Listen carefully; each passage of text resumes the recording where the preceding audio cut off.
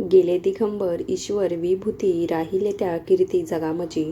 या अभंगाच्या ओळी कानावर पडल्या आणि डोळ्यासमोर एक चेहरा आला, तो म्हणजे सिंधुताई सपकाळ यांचा. सारेजण प्रेमाने त्यांना माई म्हणत. अवघ्या महाराष्ट्रामध्ये अनाथांची माय म्हणून त्यांची ओळख बनली होती. जेमतेम शिकलेली आणि हलाखीच्या परिस्थितीमध्ये सुद्धा लाखो अनाथांचा आधार बनलेली माय म्हणजे सिंधुताई सपकाळ यांचा. खडतर जीवन प्रवास कसा होता सिंधुताई सपकाळ यांचा जन्म आणि सुरुवातीचे जीवन. सिंधुताई सपकाळ यांचा जन्म 14 नोव्हेंबर 1947 रोजी वर्धा जिल्ह्यामधील नवरगाव येथे झाला. भारताला स्वातंत्र्य मिळून काही काळ लोटला होता, परंतु खेडोपाडी माणसं दारिद्र्य नावाच्या पारतंत्र्यात जगत होती. अशा काळामध्ये अभिमन्यू साठे यांच्या घरात माईंचा जन्म झाला. त्यांचे वडील अभिमान साठे गुरे राखायचं काम करायचे. नवरगाव एक अतिशय मागासलेलं आणि शहरी सुविधांपासून वंचित गाव होतं. त्या काळात लिंगभेद मोठ्या प्रमाणावर केला जायचा. घरच्यांना वंशाचा दिवा हवा होता, पण जन्माला आली त्यांना नकोशी वाटणारी पणती. मुलगी नको असताना घरात मुलगी जन्मास आली म्हणून तिचं नाव घरच्यांनी चिंदी म्हणजेच लुकड्याचा फाटका कपडा असं ठेवलं. सिंधुताईंना एक भाऊ आणि एक बहीण आहे. आपल्या मुलींनी खूप शिकावं अशी वडिलांची खूप इच्छा होती, पण आईचा मात्र सक्त विरोध होता. तसंही त्या काळात बायकांना चूल आणि मूल इतकीच मुभा होती.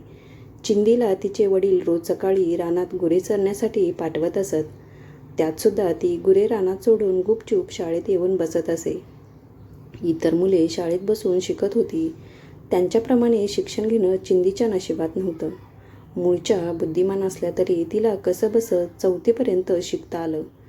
सिंधुताई सपकाळ यांचा विवाह 4थी उत्तीर्ण होऊन शाळा सोडल्यानंतर माईचं वय जेमतेम 9 वर्ष एवढेच होते.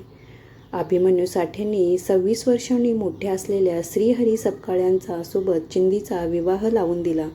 दोघांच्या वयामध्ये बरीच तफावत होती. कोवळ्या वयात त्यांना प्रचंड सासुरवास सहन करावा लागला. जंगलात लाकूड गोळा करणे, जनावरांचे शेण गोळा करणे, घरातील काम करता करता त्यांची पुरती दमछाक होऊन जायची. शिक्षणाची आवड इतकी की जंगलात काम करताना ते पडलेला कागदाचा तुकडा त्या घरी आणत व कोणाच्याही नकळत त्या कागदावर छापलेला मजकूर वाचण्याचा प्रयत्न करत. कधी नवऱ्याचा तडाख्याला भेटला तर लाथाबुक्क्यांचा मार ठरलेला असायचा. हे सगळं चिंदी निमूटपणे सहन करत होती. वयाची 18 वर्ष होईपर्यंत त्यांना 3 बाळंतपणांना सामोरे जावे लागले. सिंधुताई सपकाळ यांचा जीवनातील संघर्ष इतके दिवस सर्व मुकाट्याने सहन करणाऱ्या माईंचा आवाज उठला, तो गावातील जमीनदाराच्या विरोधात. जंगल भागातील लोकांचा प्रामुख्याने गुरे वळणे हाच व्यवसाय असायचा. सासूरवासिनी बाया पोटाची खळगी भरण्यासाठी गुरांचं शेण काढण्यासाठी जायच्या. या काढलेल्या शेणाचा लिलाव फॉरेस्टवाले लोक करायचे. त्या बदल्यात गावच्या जमीनदाराला चांगलं कमिशन मिळायचं. काम करणाऱ्या बायांची कंबर तुटून जायची, पण त्यांना त्या बदल्यात काहीच मोबदला भेटत नव्हता.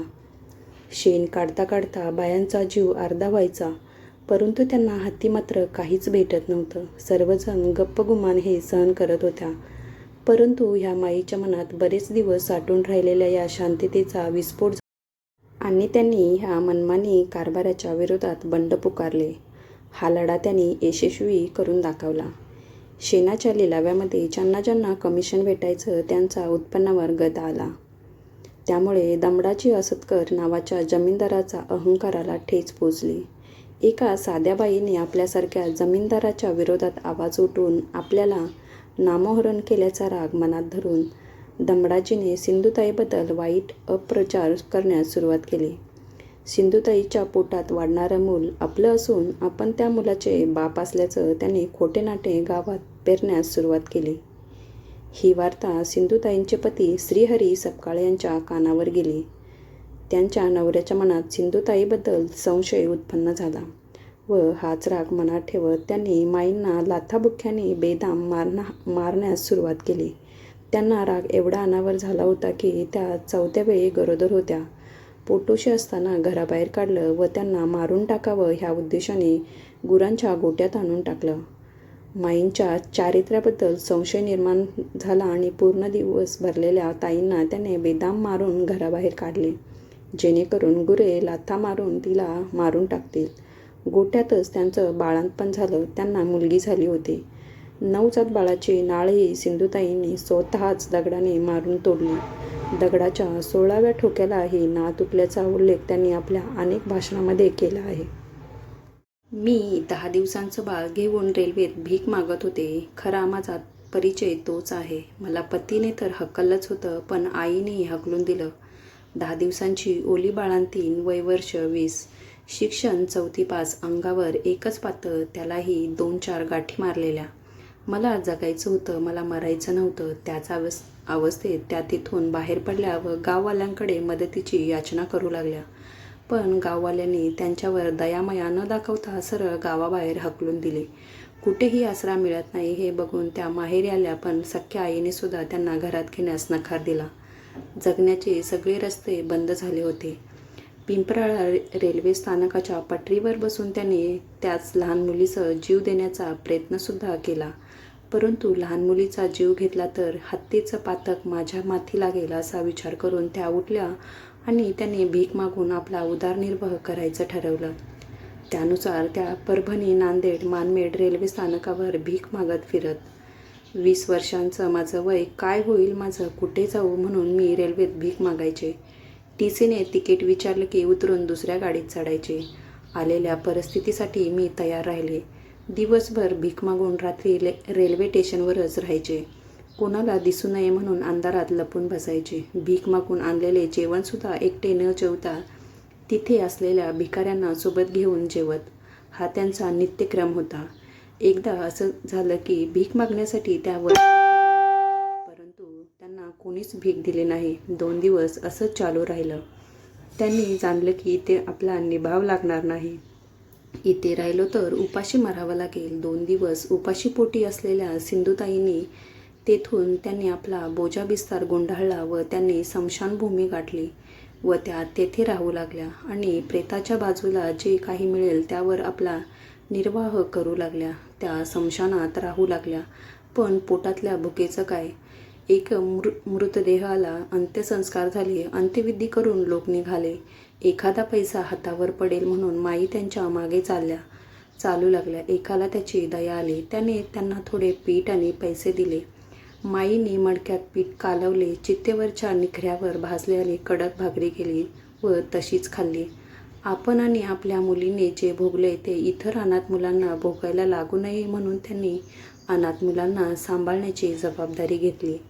त्यासाठी त्यांनी पुण्यामध्ये पुरंदर तालुक्यात कुंभरवळण या गावी 1994 साली ममता बाल सदन ही संस्था स्थापन केली व सिंधुताई यांनी त्यांची मुलगी ममता हिला दगडूशेठ हलवाई संस्थेतर्फे शिक्षण घेण्यासाठी सेवा सदन येथे दाखल केली. ताईंनी सुरू केलेल्या ह्या संस्थेमार्फत अनाथ मुलांचे पालनपोषण, त्यांचा सांभाळ, शिक्षण तसेच शिक्षण पूर्ण झाल्यानंतर त्यांना नोकरीविषयक मार्गदर्शन व स्वतःच्या पायावर उभे राहिलेल्या आणि आर्थिकदृष्ट्या सबल असणाऱ्या मुलामुलींची लग्न ह्या सर्व सोयी सुविधा संस्थेमार्फत केल्या जातात. आजवर कित्येक अनाथ मुलांचे जीवन ह्या संस्थेने घडवले. अनेक संघर्षानंतर सिंधुताई सपकाळ अनाथांची माय बनली. संस्था चालवण्यासाठी त्या देश-विदेशात निधी जमवण्यासाठी त्या वयाच्या शेवटापर्यंत फिरल्या. आपल्या मायाळू भाषणाची छाप त्यांनी संपूर्ण जगात सोडली. मदर ग्लोबल फाउंडेशन स्थापना करून त्यांनी संस्थेसाठी बाहेर देशातून येणाऱ्या निधी सोयीस्कर केल्या. सिंधुताई सपकाळ यांना मिळालेले पुरस्कार हे त्यांच्या अथक प्रयत्नांचे आणि समाजासाठी केलेल्या अमूल्य योगदानाचे प्रतीक आहेत. या व्यतिरिक्त त्यांना अनेक राज्यस्तरीय आणि आंतरराष्ट्रीय पुरस्कार देखील मिळाले. त्यांना मिळालेल्या पुरस्कारांची एकूण संख्या 750 पेक्षा जास्त असल्याचा अंदाज आहे. सिंधुताई सपकाळ यांना त्यांचा सामाजिक कार्याबद्दल तसेच विविध पुरस्काराने गौरवण्यात आले. 4 जानेवारी 2022 रोजी पुण्याच्या गॅलेक्सी केअर हॉस्पिटलमध्ये जगाचा अखेरचा निरोप घेतला. त्यांना फुफ्फुसाच्या आजाराने त्रस्त होत्या. मृत्यूच्या 5 दिवस अगोदर त्यांच्या फुफ्फुसाचा संसर्ग वाढला.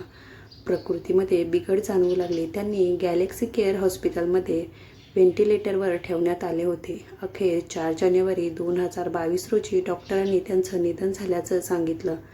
त्या दिवशी संपूर्ण महाराष्ट्र हळहळला.